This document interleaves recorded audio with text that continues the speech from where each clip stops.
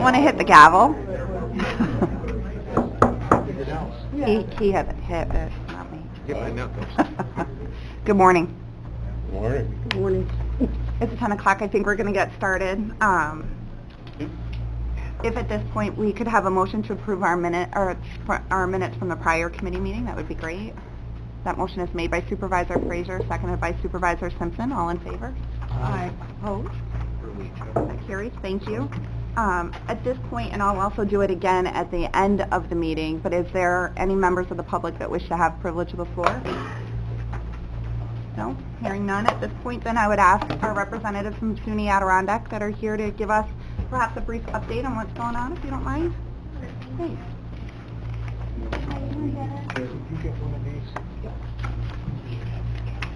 You only get me today. Dr. Duffy is traveling in Europe with her husband for 2 weeks. Oh, that's too bad. But first, thank you for your support of our annual operating budget. We appreciate it. Passed both counties successfully, so thank you. The next steps for that are that it goes to SUNY for approval, which they usually provide in September, after our year has already started, but we don't anticipate any issues there as well. The NSIM project, just so everyone knows, it's plugging along very successfully. It's very exciting, still on time and on budget. It will be tight, very, very tight. Our people are really stressing out. So the ribbon cutting will be September 8th, right around 4:15. You'll be receiving invitations at some point when they come out. So we will have students in there in the fall in the lab taking their classes. There'll still be a lot of kind of finish and touch-up work to go in that building at that time. And then we've started the Workforce Readiness Center is well underway and is ahead of schedule.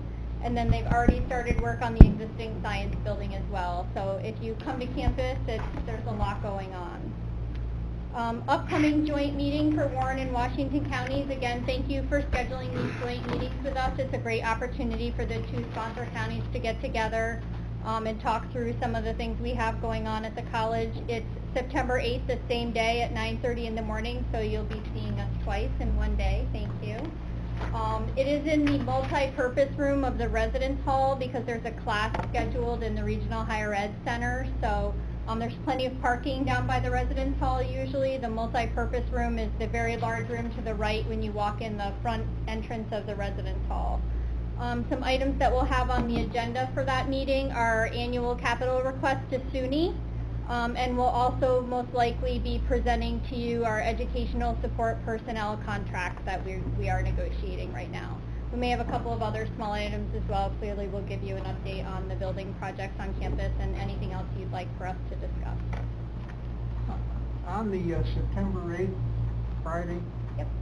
We have a criminal justice meeting from 9 to 11:15, which includes probation, fire, DA, assigned counsel, and public defender. And that includes a pretty good group of supervisors, so just... Okay, does that include people that are on the higher ed committee and the... It might. You know, I'm one of them. But Okay, I'll have Patty touch base then. I think she had scheduled this with the two counties, but we can adjust if necessary, so thank you very much. Your meeting goes till 11 o'clock, you said? yeah, till 11:15. And then... Check in with Amanda. Supervisor Montesi, perhaps what we could do is you could send that information to Amanda. She doesn't have it on the calendar, and then that way we can coordinate. So we appreciate finding out about that. Thank you. 4:15 will be the ribbon cutting that day. Yeah. Okay. Are there any questions? Well, thank you for coming and telling us your updates, and we look forward to September. Thank you. Moving forward on to item number 2, at this point in time, if I could ask Matt and Kurt to come up and talk with us a little bit about our discussions over the last few months regarding self-insurance.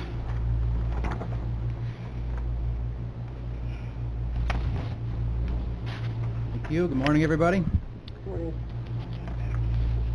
Okay, so I'm going to some information that was sent out last week, but I'm going to do just a quick kind of 5-10 minute overview of where we are and the intent and purpose of this meeting, and just kind of high level overview. So the purpose today, of course, is we're at the point in time where that you have, Warren County has a December health care renewal, health prescription renewal, which means the way the timeline runs, we have today, the intent of today is to vote one way or the other, whether to move to a self-insured arrangement or simply to stay with the minimum premium arrangement that you have with self-insured prescriptions. So, quick history, how we got here. We've been talking about self-insured plans, options, the differences between that and what you currently have since, April, May, and looking at some alternatives and the financials, pros and cons. Reminder, our job is to be advisors with this and to educate you. We're not pushing, but just to be clear again, we're not pushing in one way or the other. It's completely, we're ambivalent to it one way or the other. This is the State of the Union as far as the risk is concerned. Keep in mind, please, that under your current arrangement with health insurance, with the health care, medical claims, Warren County owns the risk up to the first $250,000 for each member. Okay, so that's the current arrangement now. Under prescription, you own 100% of that. There is no reinsurance or stop loss, which, as many of you know, we've been talking about as a concern. And we've communicated that consistently over the course of the year that not having reinsurance protection on the prescriptions is a concern and an area of risk that we're concerned about. So quick pros and cons. Going self-insured, a pro, obviously, is that we get to take medical and prescription and cover it under one reinsurance number. The reinsurance that we've been proposing starts as low as $100,000 per member, and that would pull medical and prescription in. So that's actually, if you think about it, an improvement from a risk perspective of where you are currently. One other big one, if you've been watching the news, it just appears that another advantage, it appears that the Affordable Care Act isn't going anywhere fast, meaning that where it hits Warren County, where it's important, is that in 2018 there's a health insurance tax called the HIT tax that's coming back into play, and that's going to add automatically, if we stay the course, that's going to add plus 2.3% to our rates going into 2018. That's unavoidable if you stay the course. That 2.3 is equivalent, of about $230,000 roughly. Other things that you eliminate if you go self-insured, you eliminate the carrier trend and risk charges. We get to talk about instituting claim avoidance programs in the future and become a little bit more aggressive on how to manage claims. Again, the short version, if you go self-insured, you're getting away from managing monthly rates to really managing risk. Okay? One thing, it was mentioned to me that there's some confusion on the employee end, on the member end. I want to state clearly, if you go self-funded, the plan that the employees have will have no impact. How they utilize it, it'll be practically invisible to them, or be 100% invisible to them, whatever changes. This is purely a funding change in the background, how Warren County would pay and cover claims. Okay? One thing to point out, if you go this way, you're not stuck forever. Okay? If you wanted to go back to fully insured, you could. Not saying it would have to evaluate it at that time. It may or may not be feasible financially, but it's available to you. The door is not shut. The downside, something to consider, which we've gone through. Being self-insured, you will have your own stop-loss policy, and we had talked previously about lasers. So laser is where one individual in your group could be charged a higher stop-loss limit. Instead of $100,000, it could be $150,000 as an example, something of that nature. Keeping in mind, though, right now you're on the hook for the first $250,000, and there is no limit on the prescription. One thing to point out, too, even though whatever this vote turns out to be, stop loss, the carrier, being Blue Shield, will not be able to finalize the stop loss until probably mid-September, mid to late September. They wait for the most recent claims to finalize so they know what they can charge. So that we're still, to some degree, from that end, on the estimate stage. Okay? And that's no way to avoid that now. And Blue Shield is monitoring a few members from a stop loss, from a laser standpoint. You have a few high-cost claimants that they're looking at that potentially could have lasers. And to mention it, you could, going self-funded, as we've talked about, out of a 10-year period, you could have 2 or 3 years that are going to you're going to have some rate swings, some claim swings, I should say, in the course of time with a self-funded program. And it was asked and put out an email just to speak to it. Predictions and trying to accurately predict where claims are going to go in the future, even under your current arrangement, is nearly impossible. However, your plan, we did arrange it so that you can set, you know exactly what your worst case scenario would be in year one, and the bumpers, the risk, the reinsurance is set fairly low in this case. We would say to start out with 100,000 stop loss level, which is again lower than theoretically what you have today. Okay. So sorry I cruised through that. It was just kind of a quick snapshot and overview. I want to open up any questions on the proposals that were sent out. Thank Yes. you. Supervisor Montesi. Now, the laser, explain that. How do you discriminate against, someone that, what triggers that? So that would be done by Blue Shield. So let's give an example of if you go with the $100,000 reinsurance level. Okay, so that would be any one single member, that'd be an employee, a spouse, or a dependent. If their claims cross over that amount, then the reinsurer picks up all those claims. If they see this, a laser is for known risk. Okay, so if they see somebody that next year they can estimate, predict, and see it coming, where they would suspect that that person could have $200,000 of claims that's coming, because maybe they're in the middle of care right now. They could take that person and they would say that particular person would have $150,000 of risk. So that's all Blue Shield who does that. That's the insurance carrier that makes that assessment. And it's of known risk. Okay, so it's not put out there to prevent things that could come out of nowhere. Thank you. Supervisor McDevitt. On the Warren County top 10 specialty drugs, I'm just trying to understand what I'm looking at here. You have a monthly allowed service, and then we have a sample of common specialty drugs. Just trying to understand what I'm looking at here. Yes, thank you. That was requested on Friday, and we've been rushing with Blue Shield to try to get a couple layers of where claims, where your high-cost claims are. So what you have in front of you is of Warren County's, the one on the top is Warren County's top 10 specialty drugs. So these are ones that were actually utilized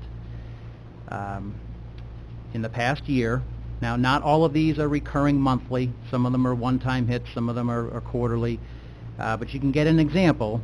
For those that don't have it, I could just read through a few, but just to give you an indication of, and there's others, I'll go through some of the others on this list, of what these types of prescriptions can look like, and hence why our concern on covering the risk.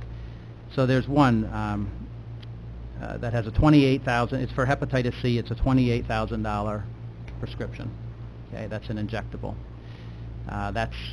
Was a utilized drug. And again, under today's arrangement, you're on the hook 100% for that, even if it crossed over, the 100,000. The second one, $17,000. The third one, roughly $8,000, and so on, and they go down to about $3,000. So this is, yes, what's in front of you now is new from Friday. This is, and the list below that is a sample of common, so again, it's these specialty drugs that are a little bit more commonly diagnosed. Harvoni, that's another hepatitis C prescription. That's $32,000.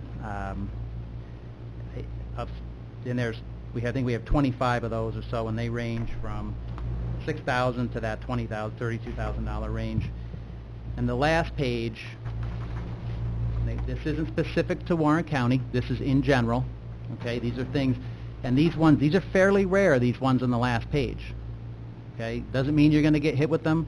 This is to give you an example, a sample of what is out there, what is actually could be approved, what we've seen paid, and other plans that certainly could hit you at some point. So there's some up here, $140,000 claim, $66,000, $57,000. Some of them are recurring, some of them are one-time. Again, that one's not specific, but it's to give you an idea of the risk, possible risk. Okay. Are there other questions from the committee? Other questions from any other supervisors? What about Treasurer? Mike? As far as the staff loss, you're saying $100,000 now. We're at $250, right, on the Blue Shield at this point, correct? Yes. So, and I know we originally had talked about $150,000 staff loss. There's a difference in the premium that we're going to pay between $150 and $100. Is there a particular reason why you're saying $100? I'm just trying to get, I'm not trying to put you on the spot, man. I'm just No. trying to get an idea of what the thought process is. Options. There's various options. We gave you three, 100, 200, and 250. Depending on what type of claim year you have, obviously looking into the future, the crystal ball is very difficult. But yes, you save, depending on how many claimants you expect to have going into 2018, is the savings worth it? Obviously. So as you increase, you go from 100 to 200, we would see that as possibly year 2, year 3 options to bump, to move from there. Oh, certainly, absolutely. So you're going in, we would say fairly conservatively with that level, compared to where you're. Trying to actually give the county an opportunity to get used to, that type of risk, and then we could gradually increase it as we go. We start out, most of our clients come in from an experience-rated, fully insured product. We usually try to drop their stop loss down, get them comfortable, and then bump those limits each year as, they get comfortable with it. We continue to see what the risk looks like, and make a decision from there. Thank you. Supervisor Leggett. Thank you, Mr. Chairman. Mr. Chairman, at this meeting here, what do we hope to attain? Give a vote to move forward with the certain coverages? Correct. I think at this point, leading up to today's meeting, we've had the opportunity to obviously talk in depth and meet several times regarding this proposal. What we hope today is to have a vote to either move forward with either the script and the medical, just the script, or stay the course. Those are our choices, and I would defer to the county attorney. I think we do need a resolution, or is it simply just the pleasure of the committee? Thank you, Mr. Chairman. I think if the pleasure of the committee is to change the course, then I think we would need a recommendation for a resolution of the full board. The timing as well, Supervisor Leggett, is why we're here today in August. And perhaps, Matt, you could just speak to the timing a little bit. This is really our last opportunity if we want to move forward for next year. And if you could just expand upon that. Yes, thank you. Because it'd be my understanding, and again, help me with the mechanisms, but it would be once it's approved, let's say it was approved here, it would then have to go to finance, correct, and then full board in a few weeks, right? So, so we're at mid-August at that point, and we would typically, under your current arrangement, have started renewal negotiations, working with other carriers. We would either have to start that, or we would have 90-ish days to put this self-funded plan in place. We will need all of those days, okay? Because there's a lot of program and coordination we have to do. Mike? Yeah, we'll also need a resolution because we have to what the payment is called. But we're going to have to pay Blue Shield some money basically to get out of our current Terminal liability. Thank you. So I will need a resolution in order to make that payment, whatever it is. Separate and apart from Well, moving forward. I think and I'll defer to our county attorney. We can probably run it all into one resolution, but I will need authority to make that payment. Blue Shield steps Okay. Supervisor Montesi?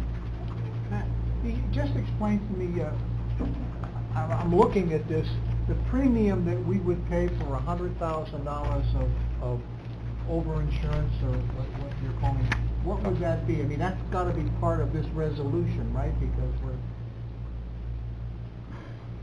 That I don't know the mechanics. I mean, all of these numbers, so when you're self-insured, you have 3 components.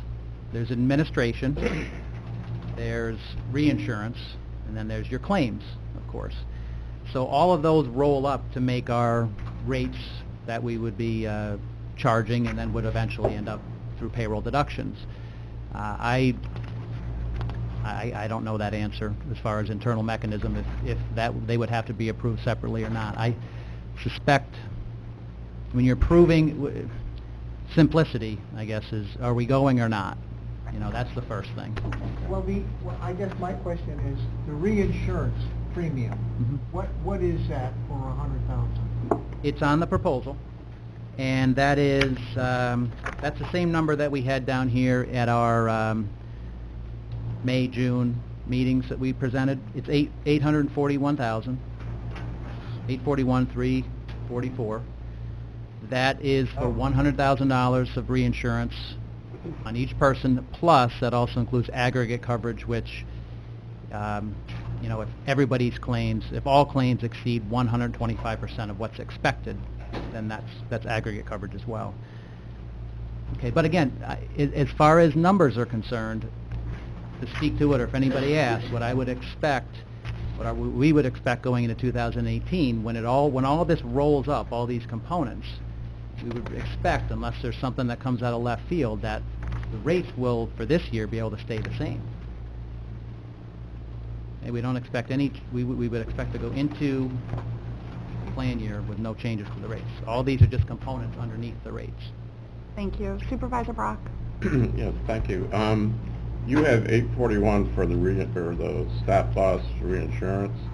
The same, I don't know, whatever you call it, exhibit that I saw that you sent us had it at 780, I think. Why the difference? Correct. There was a bump in the what was sent out Friday was an error. The correct ones were from the ones that we had originally started in the May and June exhibits. So there was an error in the one that was sent out Friday, and we've corrected it. But yeah, so the financials are the same what was originally shown, though. Supervisor Leggett? Thank you. So Matt, if you can explain then on the first page here, what we're looking at on the bottom line, total estimated self-funded cost for the 100,000, the 200, the 250, and the difference between the lease with the $100,000 stop loss coverage to the 250,000 stop loss coverage. The difference is about $77,000 on that total estimated self-funded cost. Is that being read correctly? Yeah, and that's, I mean, although the difference in between 100,000 and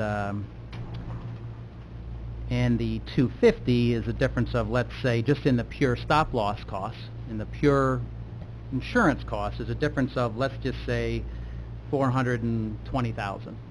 Okay, so that you save that much in premium. However, what you're taking on $100,000 of more risk, so your claims go up. So there's a balance. You're saving in premium, but your claim exposure goes up. The net result isn't tremendous. You know, and that's an important. The ratios. It's an important topic to understand too. Reinsurance and stop loss. It makes up roughly about 8% or so of the total nut. Or it's not 50, 75, or it's still a reasonably small portion of it. Okay. And then to the next section down, year one projected savings. On the $250,000 stop loss, it's almost $2 million, and $100,000, it's about $1,900,000. Is that? Am I reading that correctly? Yes. Okay. Estimates. Yeah. So. Now, keeping in mind that's on the top line to Treasurer Swan's point, there's roughly $925,000 that has to be provided to Blue Shield to cover run-out claims. Okay. So then, and of course, these are all estimates because what we had to do on the top line, you have a minimum premium contract, and we had to assume, because you hit this last year, we have to assume maximum liability. You have to assume under your current contract the full cost, not any surplus that you could incur. Last year you had a deficit, the previous year you had a surplus, this year you're running surplus. So far, in other words, it's unreliable, it's hard to predict. So we had to bucket it to estimate it based on what your total maximum cost would be going into 18 if you stay the course. Okay, thank you. Supervisor McDevitt? Thank you, Mr. Chairman. The self-funded prescription claims, going to page 2, is that number an actual number in terms of what we currently are experiencing? I'm sorry, which page are you on? Page 2, on the first box, to self-funded prescription claims. That number, so that, just so we're on the same number, that's 2.224, right? Exactly. Okay. That is a projection, if you stay so the top box is a projection, if you stay the course going into 2018, what prescription claims would look like. That includes some inflation, some trend going into 2018. So it's not actual, it's a projection. Projection, correct. So Actual. What are the actuals? Well, actual for... Are they close to the projections? Yes. Minus about, let's see what we use, minus 8%. Okay. Just because of the increase in cost and your drug trends and your trends running right in there. Are there any other questions from the committee? Hearing none, I guess at this point what I'd like to know is what the pleasure of the committee is. Supervisor Dickinson? I'd like to move to self-insurance, the $100,000 limit, including their right for Michael to pay off the costs. Supervisor Dickinson, I certainly appreciate your motion. I hope that you make that same motion at Finance. And at this point, I love the fact that you're here, but you're not part of the Personnel Committee. What am I doing? But the passion and dedication, efforts are much appreciated. I know. So Supervisor Sokol, we've got him set for Finance. Supervisor Simpson. I'm going to take over where Dennis fell off the bus. Fantastic.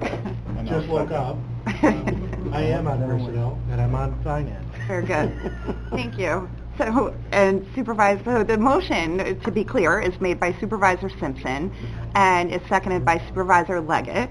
And at this point, is there discussion regarding that? Supervisor Bramer. I just thought we should have a little conversation. I thought he said 100 on the 100,000. That was Yeah. the motion I made. That was the motion. I mean, we would, if, I don't know if I understand this correctly, but make larger savings if we pay the 250. Just, would anyone like to address, I can certainly address it, or Supervisor Simpson, you made the motion? I think it's risk tolerance that we're considering, and I think moving into this, we're accepting more risk than we have in the past, and I think it might be prudent to start with 100 and move up, get more comfortable. Can we do that? Bump it up later? Absolutely. Oh, yeah. Absolutely. I'm sorry. Supervisor Garrity? Well, I was just going to say, it's always good to start covering your losses to the maximum extent, and then if you see the trend changing, you can always make an adjustment to the insurance later on as we go along after a couple of years. Thank you, Kevin. I would second it. I know you're going to second on your motion, but I think that's a wise way to go this time. Any other discussion? Hearing, Supervisor Brock? What are we going to do with the savings when are we going to put that towards Stays in. rainy day? I would say it would stay in a reserve fund and stay right into the health insurance reserve. In other words, if we have a bad year, okay, we're going to be pulling some out of that reserve fund. If we have a good year, the surplus will go into that reserve fund. So the hope is that over a 10-year period, we're going to come out pretty much where we are now. It needs to go into the reserve fund for health Because insurance. we don't want this, well, I shouldn't say we, I don't want to see it coming out of the general fund if we can keep it in the insurance reserve fund. Supervisor Brock, then Supervisor Leggett? What would it cost to, if we decided to, after a couple of years, to go back? Do you have any idea what the change cost would be or whatever? It would certainly be more, because what Blue Shield would do, or any carrier, as an example, if the, let's just say, the only reason you would entertain it, I suppose anybody would, is if the claims were really exploding, right? So let's just say in 5 years the claims were $15 million. Well, Blue Shield, or these carriers are designed to cover their risk and to have some level of profit. So if claims were $15 million, they would have to reserve above and beyond that, and they would probably charge you, what would be your guess? I'm going to say 17, 18 million, Yeah. to cover the risk and to administer the program. So it would be, claims plus, right, and then you'd have to, you can do it. If the risk tolerance isn't there in a few years, it's absolutely there as an option as a lever to pull, as an option to take advantage of. But it would cost more than what you would be paying under a self-funding arrangement. I would just like to add to that too, so everyone understands. If you go back, yes, you'd have the new fully insured costs with the insurance carrier, but under your current arrangement with the minimum premium, our terminal liability that's in there, it's $925,000. That's it. I'd say that, but it's a lot of money. If your run-out claims were $1.5 million, it doesn't matter. All you pay is the $925,000. But coming from a self-funded plan going back in, you own all the run-out. You keep paying run-out until it's done. Okay, so that's where it gets expensive, Supervisor Rock. Because when you go back in, you got the run-out plus the new fully insured premium, and you know that that's a big increase too, because you're going back to fully insured because claims were exploding, etc.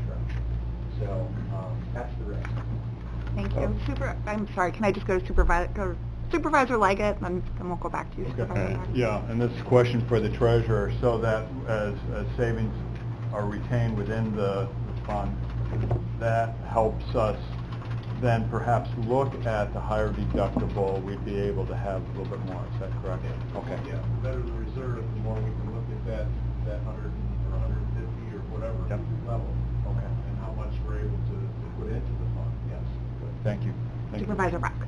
Well, my line of thought was, if we take our savings and put it aside, then if we decide to switch back, would we have enough to switch back? In other words, we would be paying for the risk for the cost of switching back with the money we save. Is that is that a good way of thinking of it, or?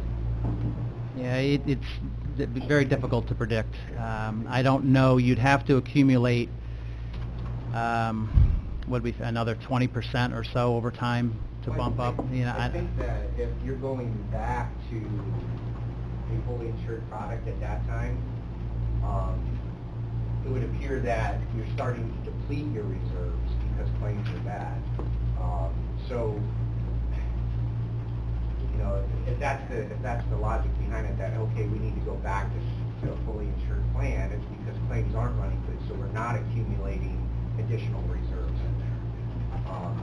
There's no way of telling exactly what that cost would be and how much of those reserves are left or not left until you actually go through that process. So. I don't know that would absolutely, if we can see, new drugs coming on and we're anticipating a cost, that's more my concern, where we look ahead and say, we really think it's risky to be in this, just like now we're looking and saying it's, that we like the opportunity, we might say it's more advantageous to us to switch back.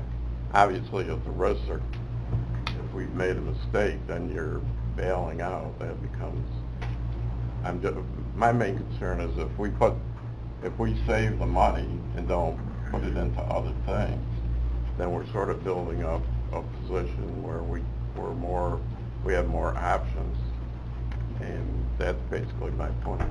And but if we're sorry, Supervisor. That's okay, but Supervisor Beatty is ahead of you. Supervisor Bramer, I apologize. Thanks. Correct me if I'm wrong, but you said, Matt, that from your experience, not one town or municipality has ever gone back from self-insurance back, correct? I would just amend that statement slightly, is that none of our clients have gone back. I can't speak to the industry. I think that's pretty powerful, because if there was, everyone's different, every town or municipality is a little different. But if no one has made that financial decision to go back, in my mind, that says that there's a strong history that this is the correct course. That's how I summarize it, but that's. So if I just want to, the only client we've never had on the self-funded medical side go back. We've had situations, we had one situation where a self-funded drug program like you currently have right now, had no stop loss on it at all, they decided to pull their drug program back into a fully insured because they didn't want to do a standalone stop loss on the drug.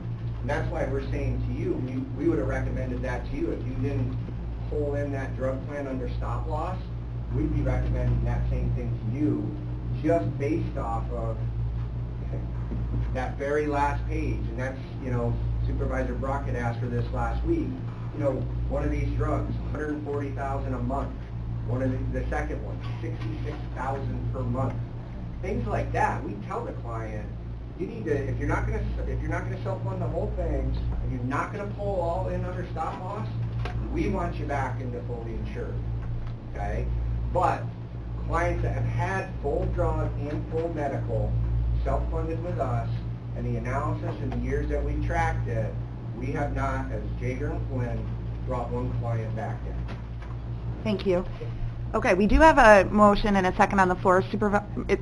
Brief question. Just one quick question. Matt, is this performance-driven, the insurance, the coverage that we're asking for, the $100,000? For instance, if we have a lot of losses, the following year, will our premium go up? Absolutely. Yeah, it's part of a yearly negotiation, just like a health plan.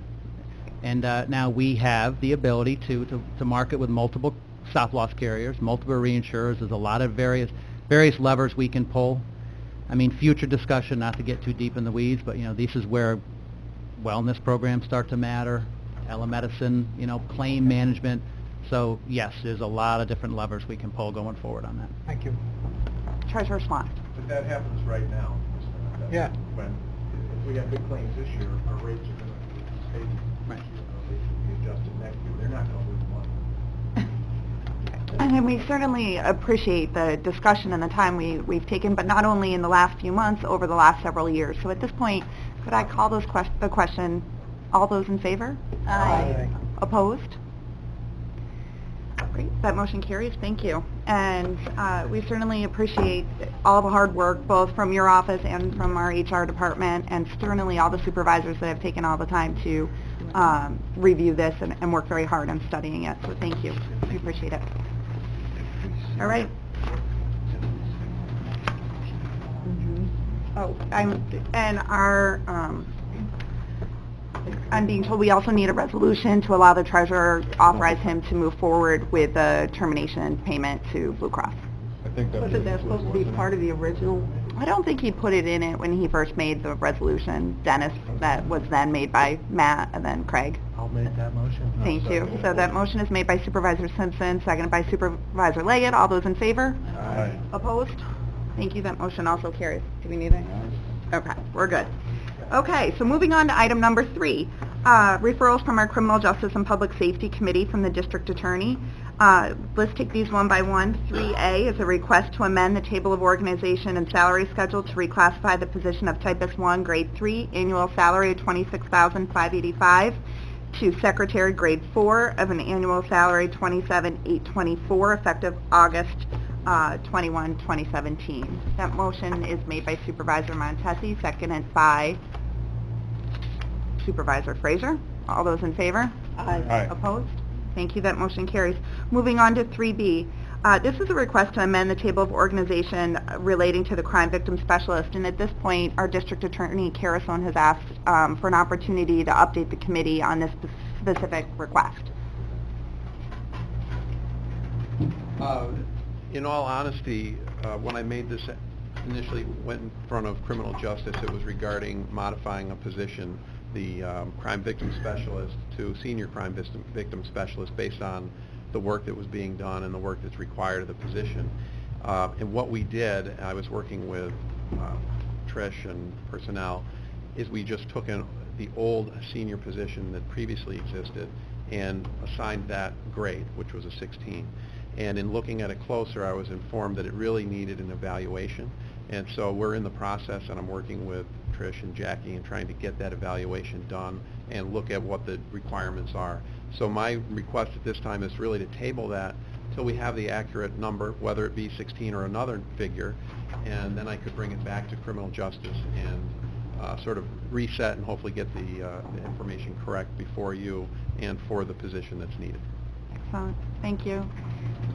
Is there a motion that could be made to table it and send it back to criminal justice, and then we can have discussion? That is made by Supervisor Leggett, seconded by Supervisor Frazier. Is there discussion regarding this?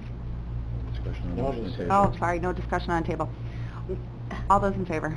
Aye. Opposed? That motion carries. That item will go back to criminal justice for further discussion. Thank you, D.A. Karasan. Just a point of order, we need to go back to 2C under the HR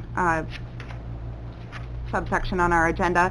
Please, just note that you do have a review of report of tracking on vacancies that have been filled in your agenda as an information only. And on 2D, we will need a motion to request to amend resolution number 293 of 2017 to correct the salary listed for the senior typist position from $34,270 to $27,824. We have a motion to get this on the floor, and then perhaps discussion made by Supervisor Montesi, seconded by Supervisor Frazier.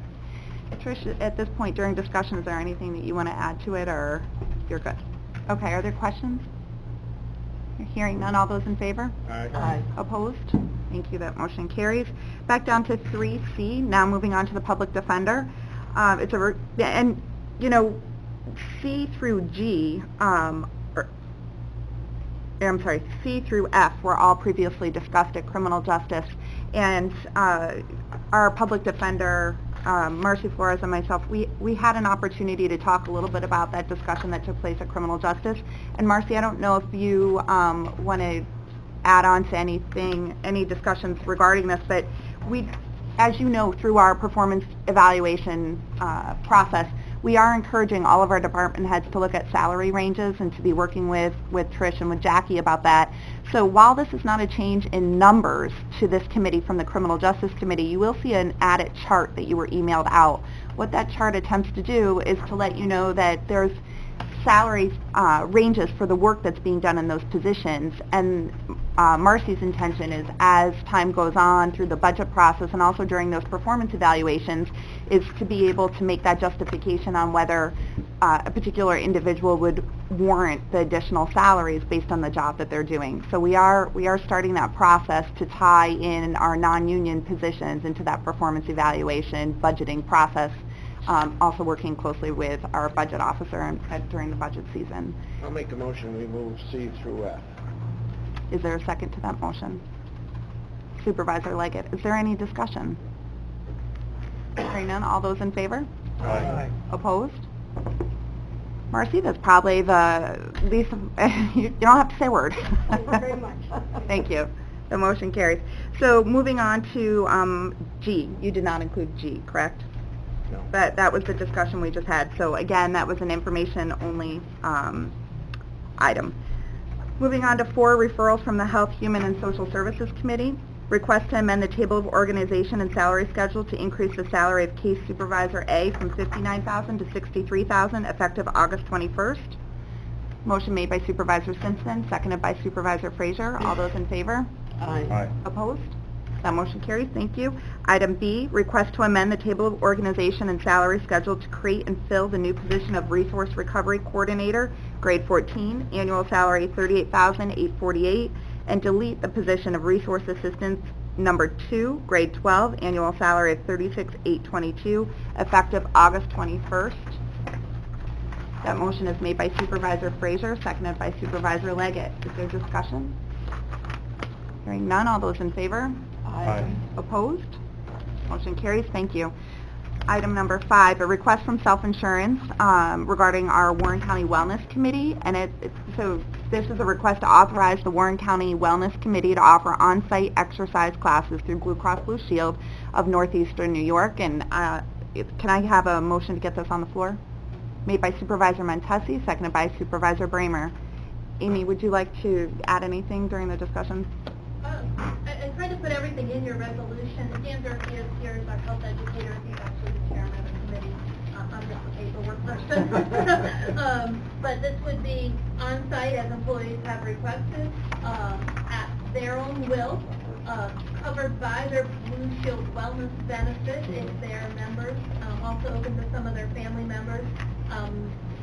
The instructors would be from Blue Shield. They'd have proper certification and liability and whatever as required by the county attorney. And it would be after work, no cost to the county. So just making it available, as we heard earlier, how much wellness is important, especially if you work with one. Okay, Just Supervisor on-site? Montesi? On-site? Yeah, we would look at room utilization really more than anything, just the space to provide it after hours. I would make sure the room is reserved, that kind of stuff. I would kind of take on that little bit of it, which doesn't take long to go into the calendars and, say we'll do it from 5 to 6:30 or whatever the case may be. But all the other stuff is handled through Blue Shield. It's a benefit they're already receiving. One of the issues we have, though, a lot of times for our employees who work north, there's nobody available. There's nobody within network. We do have contacts already that are already working with Washington County, providing the same exact exercise opportunity. They do it exactly the same way we're proposing. And again, it's really just about providing a space to bring a resource to the people who can't get to it. So, and it has been determined through employee wellness surveys. It's not this kind of, oh, well, let's just bring it in because. It has been one of the issues that has been presented is we don't have access to gyms, and more furthermore, we don't have access to exercise programs. So these would be like 6 and 8 week programs that we run, similar to like a kettlebells or a Tai Chi program, and those benefits are covered with your insurance benefits through your 20 program coverages a year. So you get, 10 each quarter or 10 each half of your year, and you can utilize those. All of that would be processed by the instructor because they are a contracted agent with Blue Shield who've met all of their criteria and have met all of the certifications and qualifications and carry their own liability. So there's no equipment that's going to be needed? No, it would be people. It would be a person. It would be an instructor who comes in and leads an exercise program, whatever that may be. Again, there's a multitude of things, and we already actually have one instructor who's willing to come. We put it out there to whoever's available, but there's limited resources in our area for instructors who are part of the Blue Shield network, and that would really be the key, is making sure that we're in network, so their coverage and stuff is already there, they've already been vetted, we don't have to do anything else. Okay, thank you. If there's no further questions, all those in favor? Aye. Opposed? Thank you, that motion carries. And as a side note, you will be having a Wellness Committee meeting on August 15th at 11 a.m. He conveniently rescheduled that so that any supervisor that would like to, I'm going to attend, but if any supervisors would like to attend that would be great. And I think we're moving in the right direction towards focusing on our wellness and for our employees. So thank you very much for those efforts. What time? 11 a.m. It's going to be in the third floor conference room. Okay. Human Services. Third floor conference room, Human Services building. Yep. Thank you. Maybe Amanda will we'll have Amanda send out a note as well. So moving on to item number 6, a request from our county treasurer, request to amend the table of organization and salary schedule in the position of senior account clerk number 6, grade 7, with an annual salary of $31,872 to principal account clerk grade 10 of $35,698 effective August 21. That motion is made by Supervisor Montesi, seconded by Supervisor Leggett. Discussion? None? All those in favor? Aye. Opposed? Thank you, that motion carries. At this point, I had hoped, we had started talking a little bit about an executive session, but I think you probably all, or you will be seeing very soon, a meeting date to discuss union negotiations. And I'm going to have Brian and Kevin get you up to speed on what's going on right now, but 9 a.m. before our board meeting this month, we'll be looking to do a joint Finance and Personnel Committee meeting to discuss this very topic. But gentlemen, could you give an update? Sure. Thank you. Thank you, Ms. Chair. The negotiating team on behalf of the county has arrived at an agreement in principle with, and a memorandum of agreement with the Sheriff's Alliance, and they now have an opportunity to ratify that agreement. If, as expected, they ratify the agreement, then it'll be up to the board to decide whether the board wants to approve it or not. So as part of that process, and to give them some time, we propose that at 9 o'clock on the morning of the board meeting, there be a joint meeting of the Finance and Personnel Committee for Larry Paltrowitz to come in and brief the committees on the parameters of the agreement and the proposal. That would give the union some time to approve it and give you folks an opportunity to understand it and have any questions you may have for Larry. And that would be a proper subject for an executive session as well. Any questions? Okay, very good. So we'll meet back on that 9 a.m. before the board meeting. Our next item is to discuss the county administrator job description. And as you know, our hope today was to get a consensus of the committee on moving forward and addressing the county administrator position. You were all sent out the local law as local law number 3 of 2010, resolution number 444. I want to specifically thank Supervisor Bramer for her written comments that she submitted and suggestions. They were very helpful. You know, we've had a lot of discussions between members of the board of what we would like to see this position as and the path moving forward, but I think today is the appropriate time.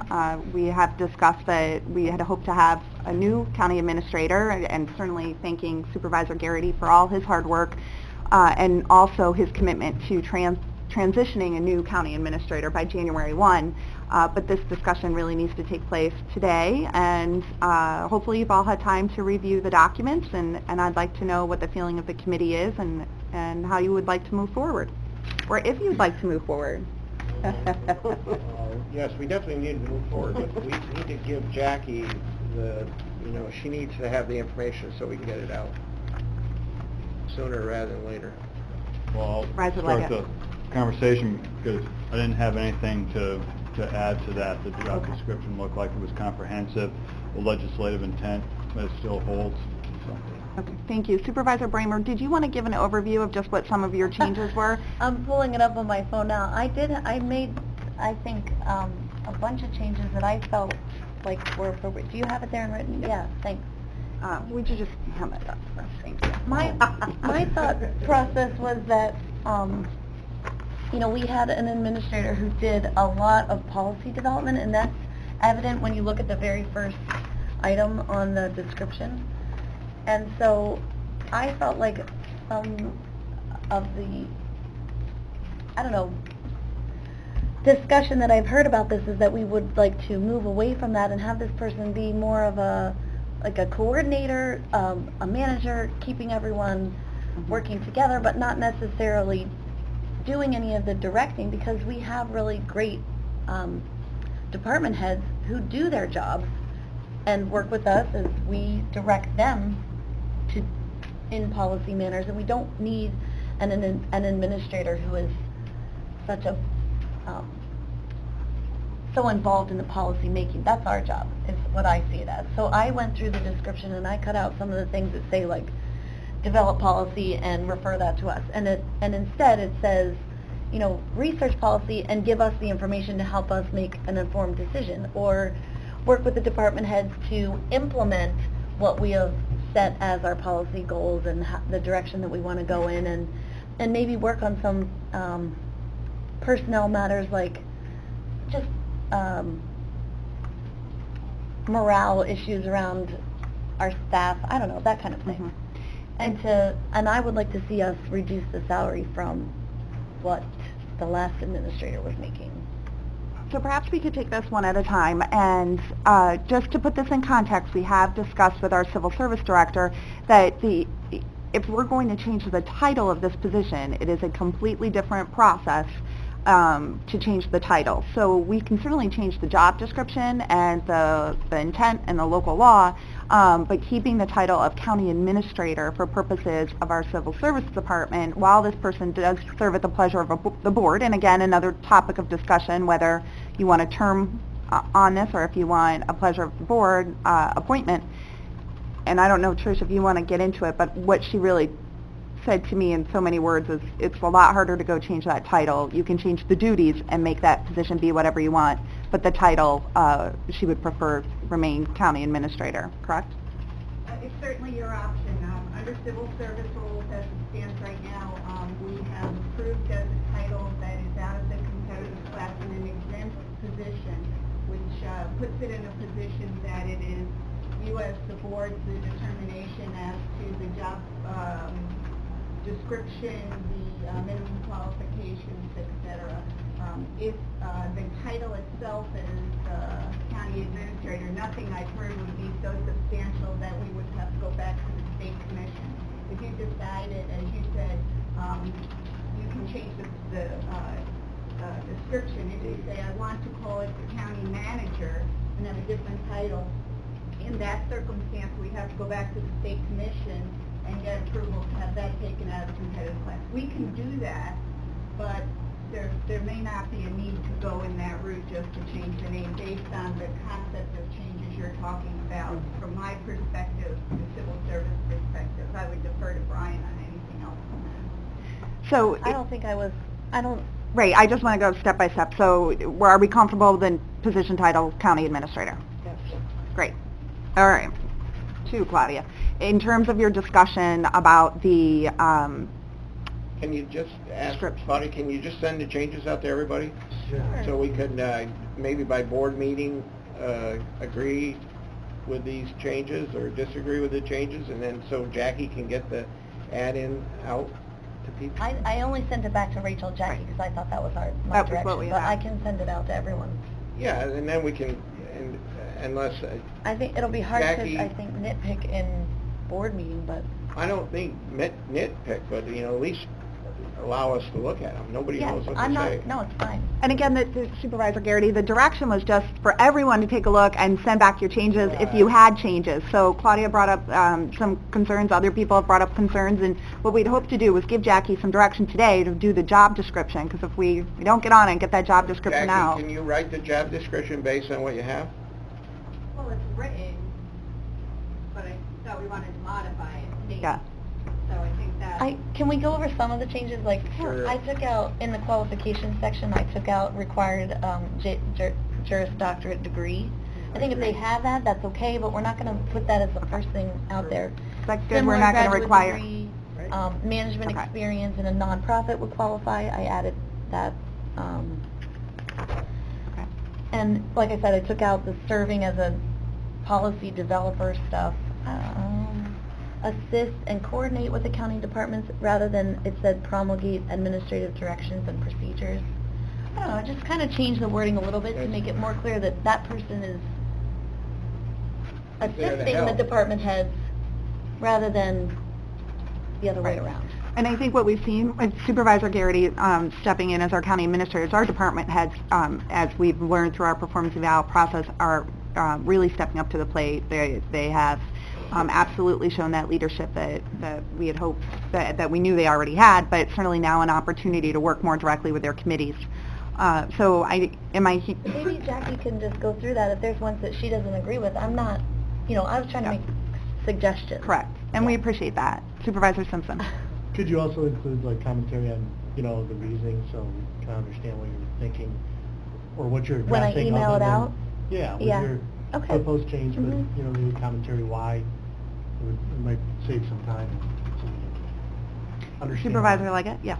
Yeah, for clarification, Supervisor Bramer brought up a good point. When you do look at Section 3, appointment qualifications, and it says the county administrator shall be appointed by the Board of Supervisors. At the time of the appointment, the county administrator should possess a Juris Doctorate degree, Master's in Business Administration, or a Master's in Public Administration. I was thinking it could be any one of those three. Was I reading that correctly, or was it you had to have the JD as well as a Master's in Business or Public Administration? No, Which is it? right, Supervisor Leggett, I think you're correct. I think it's any of those qualifications. The discussions that I've heard from members of our board, though, have been perhaps we could have an education requirement that may be a master's or a bachelor's or, your experience that would be much more like you would see in the civil service postings, where that would open up the categories, those candidates that would apply. I think in the past we've been a little limited in who can apply. Okay. Since you've been doing this job, do you agree? Yeah, I was just telling them I'm so underqualified. I don't know what the hell I'm doing in this position. Yeah, no, I do agree. But, I'd like it just, take Claudia's changes, give them to Jackie, let Jackie develop a job description based on what we're saying. I think we all know we want to tame it down a little bit, to have more of a role, to be more of a helpful, not to do all the policies and all that. I agree 100% with that. And let her work on something, send it out to the committee so we can just continue to move on. I don't think you got a lot of responses, so we need to tweak what's in there that doesn't work for us. This was written in 2010 around a specific individual, and I think we want to change it to open it up to some more to broaden it. And you might find somebody internally too. So, don't pigeonhole yourself to, where you can't try to find the best individual. Experience is very important, I think, in this job. So. Right, and just to be clear, I don't think we need a resolution to do this. I think what we need to do in terms of going out for this job description is really have our board be very comfortable with the job description. And all your comments here today, I'm sure Jackie's taking a lot of notes. What we can do is put all of it into a proposed job description, and perhaps by the board meeting, be able to all agree on this is the direction we want to go in, so that we can schedule those interviews. Now we're really getting into a tight time. But let's continue to, if we have other thoughts and discussion that we want to make sure goes in that job description, now is the time to do it if you didn't previously send in the comments. Supervisor Montesi. Then McDevitt, I'm sorry. I think it's important that we don't limit it to people with a master's degree. I mean, I don't think we've ever had anybody in that role with a master's degree except for Paul, who was an attorney. But beyond that, the next step, should be that, okay, let's leave it open so that it's a little more flexible. Mm-hmm. And we know what we want in terms of a person that isn't going to be a dictatorial leader. I mean, mm-hmm. He's going to listen to us and we're going to give him the guidance. And you got the best instructor right here in Kevin. He knows what the job's all about. Right. And if he's comfortable with what we're asking for, okay. Go with it. Supervisor McDevitt? As far as salary, will that be included in the information that's sent out, or will it not be, or should it be, should it not be? Supervisor McDevitt, I think Jackie is waiting to get that direction from us, and so that is in part why we have this on our agenda today. We have been asked several times over the last many months to start going out looking for this person, and hopefully, hopefully we get a lot of people that apply. We may not get anyone that applies. So, we have to start this process, especially, we can't keep Kevin on the hook forever here. So the question becomes, where are we with the salary then? If I think we're all on the same board in how we want this job description to be drafted, we'll get that drafted out for your reviews. I would really appreciate, though, any of your comments back in writing to us so that we can get that firmed up. Supervisor Montesi. $100,000 a year going to be competitive enough for us? I mean, I'm just throwing that number up. If we said it was going to be a $100,000 a year job, is that going to garner us good applicants, or is that not enough? Or is it too much? Right. And I don't know if maybe, Jackie, you have a good idea from our last search. I have a survey in my office, but it's not in my brain right now. Okay. Remembering. Right. Well, I think you need a range, and I think you also need to set a range, and you also have to consider experience. Right. Yeah. And if somebody has a lot of experience, perhaps 100,000 won't lure anybody to come here. But maybe a range would be more apt, and then make it negotiable. So you could say 95 to 115 type of thing? Right, and I think today that's what we need to do, is come up with that range as we go out for the job description. Certainly that's a question we get asked since the last article. I do have to say I've gotten a lot of text and emails, but the one question really is, what are you going to be paying? And, what is this going to entail, and how will it be different? So we need some of those answers before we go out. Supervisor Bramer, then Supervisor Brock. Thanks. I wanted to ask Jackie, is the survey you're talking about, is that from our last applicants, or is that a survey of other county administrators and what they're making? We have the 2016 New York State Association of County salary survey, which is county administrators, all like the higher level positions. And I did get the 2016 one that's into the last search, so we can put that. I think 115 is high. Yeah. I think we should be more like 90 to 105 or something like that, if our range. Supervisor Brock, then Supervisor Leggett. I gotta keep track. Yeah, thank you. Personally, I would like to see the qualifications encourage promotion from within rather than bringing someone in from outside. I think the best organizations I've ever worked for they had a program for bringing people up, and then with the idea of eventually having them take over. And I don't know, in this, with so many diverse departments, how you do that, but I think that's what we should encourage, and I think it would give department heads, you know, you don't want them to tap out, you want them to say, well, I want to move to the next level, and this will give them an incentive to even work better. Right. So Supervisor Leggett, then Beatty, then Simpson, and I think I saw McDevitt. I'm going to make a Reading list. this over, it looks like a job description for a town supervisor, so I think if we take the average town supervisor wage, and the difference is instead of having to put up with 4 board members, you got 20 you do, so then you multiply it by 5. Wow. Right there. Great. Point well taken, Supervisor Leggett. Supervisor Beatty. You know, I've read through Claudia's changes. I think she's made some very pointed changes here. From observing Kevin Garrity's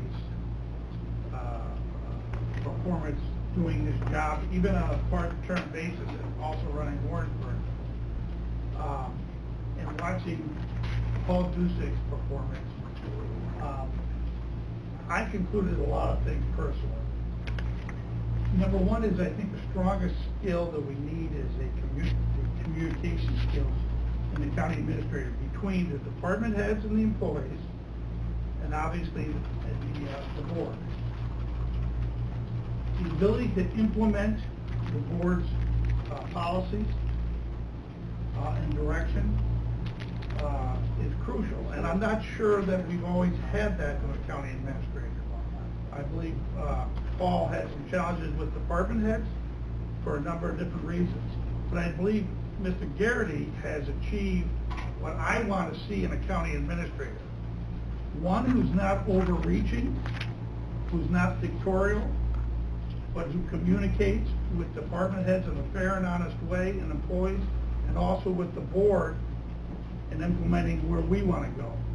That being said, I've talked to Joanne McKinsey on a number of occasions, because to me, to get a real insight on what is needed, you need to ask the person who's been involved as an assistant for the last 20, 30 years.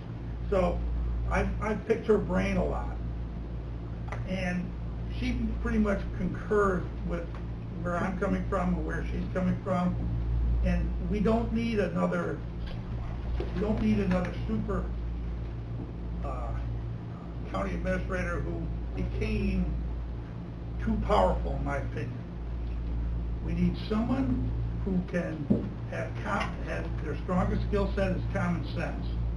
And personally, I think we need someone with a business background who's proven to be successful in the private sector. Because a perfect example is the meeting I had yesterday, or I was involved with, which is too often the public sector looks at the job in the public sector eyes, which isn't a bad thing, but we don't get to maximize efficiencies and financial opportunities, because in the private sector, they're always looking, how can we get the biggest bang for our buck, and how can we get the most dollars in an efficient way for our stockholders and our employees. And so I believe we've lost that up here.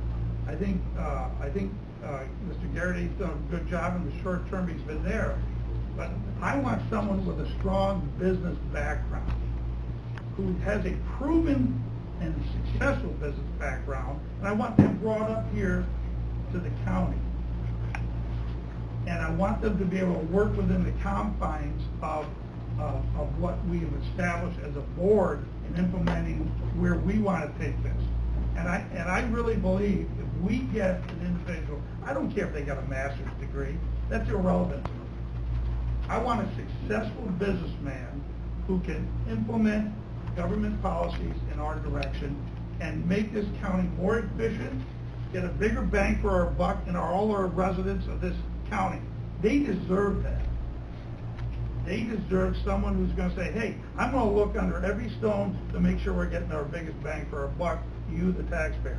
And I don't think we have that right now. Now, Kevin's not, but I don't think we had that in the past. And I don't think the communication skills of our past county administrator were strong enough. It was too dictatorial, and it created an adversarial position with a number of departments, so they didn't work together as a team. They weren't working for the best of the county. They were working against each other. So that's where I want to see. And that's a gut level. I probably hired 500 people in my lifetime. You got to get a gut feel for certain people, but you can't limit them on, well, they got to have a master's. Hey, if they've got business experience that's strong in a leadership capacity, that says to me a heck of a lot more than, hey, Johnny's got an MBA or a doctorate or as a lawyer. I could care less about that. In fact, I don't want a lawyer in that position. I think that muddies the water. I would never support a lawyer in that position again. That brought a whole new set of problems, in my opinion. That didn't solve things, it created them. So, going forward, I also agree with lowering the salary. Because I don't believe that this position should be this almighty position. I think it should be working in concert with the board and all the employees. So I wouldn't support 110 or 115. I would support starting off at 85 with additional based on some experience. So we set a parameter of 85. Washington County pays $76,000 for theirs. At least that's what I was told. $76,000 for their county administrator. Could we have more problems here or more complex situation? Maybe. I'll give you that. But on the other hand, I heard he's doing a very good job. And I don't believe he has a master's or any of those other things, but I'd have to double check. But the point being, let's not pigeonhole ourselves, say let's pay it $115,000. $85,000 minimum, depending on experience. So if we get this guy in here or lady who's in here who's a real superstar with the public background and success story and the communication skills that we really want, we pay her 95. 90.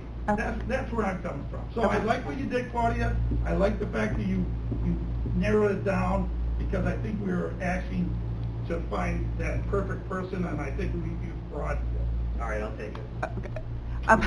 Thank you, Supervisor Sobel. Problem solved. So we do have a list of supervisors, and I want to make sure, again, this is a position that all of us need to be comfortable with. And going out in this job description, we have a few little hurdles we have to get through. We'll talk about in a moment. Supervisor Simpson, you were next. I was just going to say that I thought we should look at the salary study that Jackie had as a basis to look at it, rather than throw out numbers and what we'd like to see. I mean, I'd love to have a guy come in here for $20,000 a year and do everything I want him to do, but if we can't hire somebody, what good is it to put that out there? Look at the facts. Okay. So perhaps there are range we can also base on that salary study, and again, leading by example to our department heads, asking them for salary ranges. We will do the same if this committee is comfortable with that then. It turned gray on. Very good, thank you. Supervisor McDevitt? I'm all set. Thank you. Supervisor Leggett? I think it's very important to point out that when you have a job working in the public sector of a government, and I'll use our current administrator and sitting supervisor from Warrensburg, Kevin Garrity, he comes from a business background, but also comes with sitting in the seat where you are serving the public, and there is a big difference, and I think we can see that at the national level as well, that you can think that what you need is a private sector business person to sit in here and take the job. The job is much bigger than that. The skills and the qualities that you need and the experience you need to be able to carry out a job where you're dealing in the public service. You look at these departments and the agencies that you work with, they are other public agencies. And I'm speaking with just 20 months of experience behind me, but I've finally woken up to the fact government's a whole different animal. So when you can get a blend like what our current administrator and sitting supervisor Garrity has, that is a good option. Point well taken, thank you. At this point, I'd also like our county attorney to speak to us a little bit about what's going to have to take place for amending the local law that may impact our ability to advertise, but certainly if we get that job description to you soon enough, I think we can move forward. Thank you. Yeah, because the qualifications are set by local law, to change them needs to amend the local law. That, I don't believe, is going to hold you folks up on making the changes you want, interviewing people that you want, but when you're ready to hire somebody, I think the law has to have been amended if you're going to hire under that law. Now, it may be arguable that what's in here now is flexible enough to allow you to do what you want to do and then amend it, but I would suggest that once we get the changes, my office can prepare, if you like, a proposed amendment to local law once you folks have agreed on what you want it to look like. Thank you. Thank you. So that sounds workable, but we just want to stay on top of this. So at this point, are there any other supervisors that would like to comment on this very crucial job description and hiring process? Very good. So what we'll do is we will work with Jackie, taking in all of the comments that were made today, as well as the paperwork we've gotten in from Claudia, and go through a proposed job description. We'll get that out to you within hopefully a week and wrap up our discussions on that job description by the board meeting, so we're all on the same page and we can start to look outward and onward and see those candidates that would be interested, as well as that salary range. And we'll have Jackie provide that range from her salary study that she got from NISAC as well. I believe it was NISAC. Does that sound like it's a good summary of our discussions today? Everyone's comfortable with that? Is anyone uncomfortable with that? Okay, very good. So, thank you. And under your pending items, we don't have anything under personnel or higher education. We do have our vacancies approved by filling on our oversight committee, which you'll see listed there, for public works, sheriff, and social services. And again, are there any members of the public that would like to be heard? Any other comments before we adjourn? Hearing none, could I have a motion to adjourn? Supervisor Montesi, seconded by Supervisor Brock. All those in favor? Aye. Opposed? Thank you. We're adjourned. Mr. Sobel, it's yours.